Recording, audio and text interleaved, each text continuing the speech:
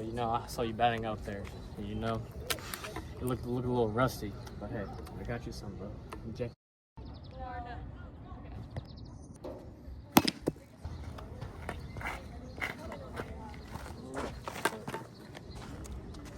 I saw you batting out there.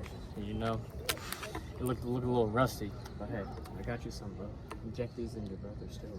Got you. Go whoop some. You got it, Bony Legs.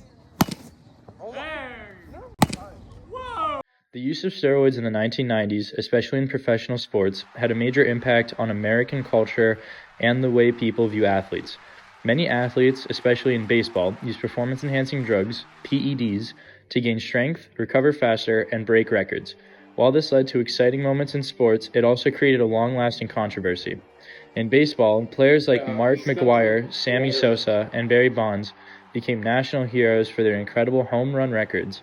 Stadiums were packed and fans were thrilled. However, when it was later revealed that many of these accomplishments were boosted by steroids, it led to disappointment and anger.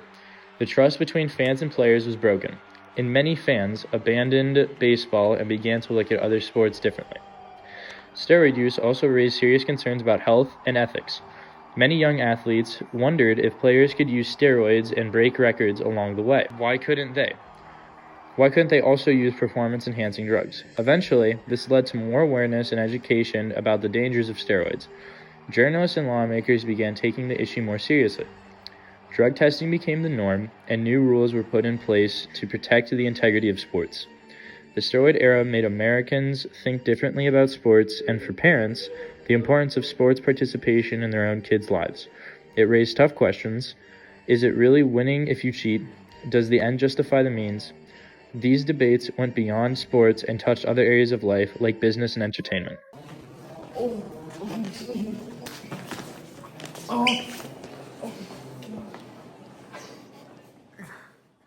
One of the most shocking moments in sports history happened on June 28, 1997, when heavyweight boxing champion Mike Tyson bit off a piece of Evander Holyfield's ear during a rematch in Las Vegas. The fight was then known as Bite Fight. The incident stunned viewers around the world and instantly became one of the most infamous moments in professional sports.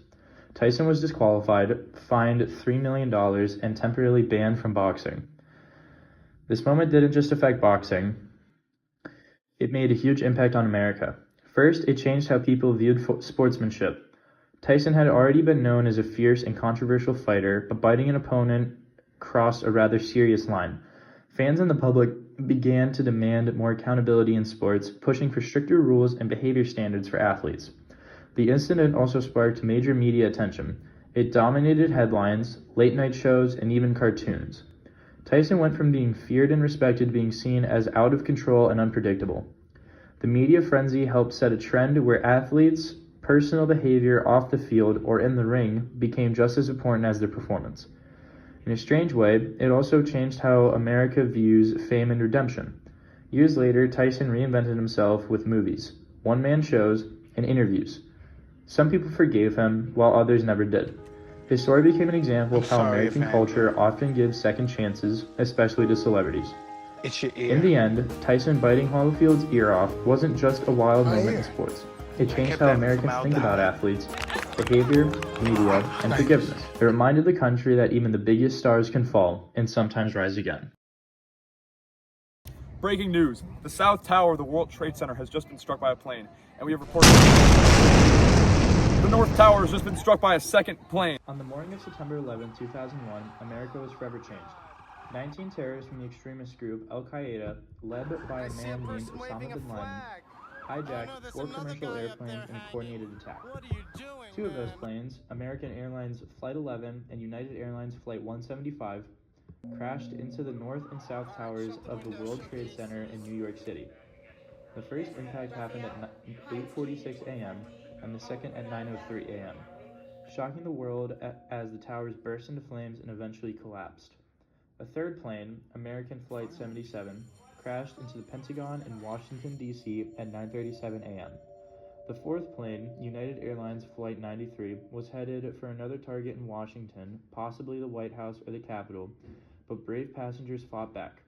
The plane crashed into a field in Shanksville, Pennsylvania at 10:03 a.m., killing everyone on board but saving countless others. Nearly 3,000 people were killed in the attacks, making it the deadliest terrorist attack in U.S. history. The event left America in shock, grief, and fear. There was a massive search and rescue following the collapse of the tower. There was only about 20 people that were found alive in the rubble of the North Tower. After 9/11, the U.S. made major changes to its national security. The Department of Homeland Security was created, and airport security became much tighter. Laws like the Patriot Act were passed to expand surveillance and help prevent future attacks, though some people worried about losing privacy rights. The Patriot Act followed the government to wiretap civilian electronic communications, bringing up many controversies about privacy. 9/11 also led to the War on Terror, including wars in Afghanistan and Iraq. American foreign policy became more focused on fighting terrorism, and the military remained active overseas for years. The invasion on Afghanistan aimed to overthrow the government and the Taliban.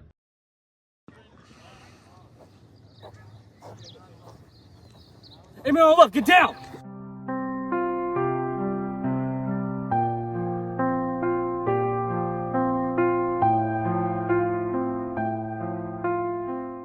The war in Afghanistan, which began in 2001 after the 9/11 terrorist attacks, was one of the most significant events in modern American history. The United States launched the war to destroy al-Qaeda and remove the Taliban from power, as they had been provided a safe haven for terrorists. At first, the mission seemed successful, but over time it became a long, complicated conflict that lasted 20 years, making it the longest war in American history. The war had a huge effect on America as a whole. Politically, it changed how the U.S. government approached national security. The Department of Homeland Security was created, airport security became much stricter, and new laws allowed for more surveillance. These changes made many Americans feel safer, but also raised concerns about privacy and civil rights. Economically, the war cost the country over $2 trillion. That money could have been used for things like education, healthcare, or infrastructure. Many people began questioning whether the war was worth the cost. On top of that, more than 2,400 American soldiers lost their lives, and tens of thousands were injured or suffered from PTSD. This brought a lot of attention to the need for better care for veterans. Culturally, the war changed how Americans saw their country's role in the world. The chaotic withdrawal in 2021, where the Taliban quickly took back control, made many feel like all the sacrifice was for nothing. It led to a lot of debate about whether the U.S. should get involved in other countries' problems. Overall, the Afghanistan war left a lasting impact on America. It changed our politics, economy, military, and how we view ourselves as a nation. Even though the war is over, its effects are still being felt today. What are you wearing on your face, bro? Bro, don't you know about COVID? Don't you know about the disease that's sweeping the nation? Hey, put your mask on! Put your mask on! The COVID-19 pandemic, caused by the SARS-CoV-2 virus, began in December 2019 in Wuhan, China, and quickly spread worldwide, leading to widespread illness, death, and global disruption. To control the spread, governments implemented strict lockdowns that confined people to their homes, closed businesses, and limited social contact. Schools shifted to remote learning, workplaces went virtual, and everyday life was drastically altered. While these measures were necessary for public health, they had lasting effects on mental health and social well-being. Economically, the lockdowns triggered a global decline. Industries like tourism, hospitality, and retail were hit hardest, resulting in widespread job losses and business closures. Supply chains faltered, markets crashed, and economic inequality deepened, as low-income workers and small businesses were disproportionately affected. In response, governments rolled out large-scale stimulus measures to cushion the blow. By 2025, with the help of vaccines and improved treatments, the virus's impact has lessened, but the pandemic left lasting effects on economies, work culture, and global preparedness for future health crises. My fellow Americans, I'm glad to report that I won the election, because of course I did. You know, Hillary would have made a terrible president. I got a plan. We're gonna build a wall. It's gonna be the greatest wall the nation's ever seen. How did Donald Trump become president if he wasn't a politician? Donald Trump became president through the established democratic process of the United States, not through any law enforcement background. Announced his candidacy for the Republican Party nomination for president in 2015. How did Donald Trump win and Hillary Clinton lose? The emerging conventional wisdom is that Hillary Clinton fell short in the Rust Belt states because her campaign took for granted and failed to turn out her supporters. In the case of Pennsylvania, this thesis is false. Not only did the campaign mobilize an army of volunteers to get out the vote, it executed its game plan successfully. Hillary Clinton lost Pennsylvania because Donald Trump brought a flood of rural and small-town working-class voters into the electorate. The standard Democratic formula for success in Pennsylvania is to run up huge margins in Philadelphia and Pittsburgh and prevail more narrowly in the suburban counties around Philadelphia, creating a margin large enough to overcome the edge Republicans enjoy just about everywhere else. The Clinton campaign did so, in fact, better than the Obama campaign did in 2012. Although Clinton's statewide total in Pennsylvania just fell short of Obama's in 2012, this modest shortfall was not why she lost the state. The real story is that Donald Trump ran up the score in every Republican-leaning rural and small-town county, besting Mitt Romney's statewide total by nearly 300,000 votes. The president wants a physical barrier along the border between Mexico and the U.S. to prevent people from crossing over it illegally. The border wall has proved to be a controversial topic, with many people disagreeing about whether or not it's a good idea. Some of the existing border barriers have been replaced since Mr. Trump entered the White House. Building a wall was one of Donald Trump's key promises when he was campaigning to become U.S. president. It was an idea that divided the country, but it won Donald Trump many supporters. A wall at the border between the U.S. and Mexico would be designed to prevent people from entering the U.S. illegally.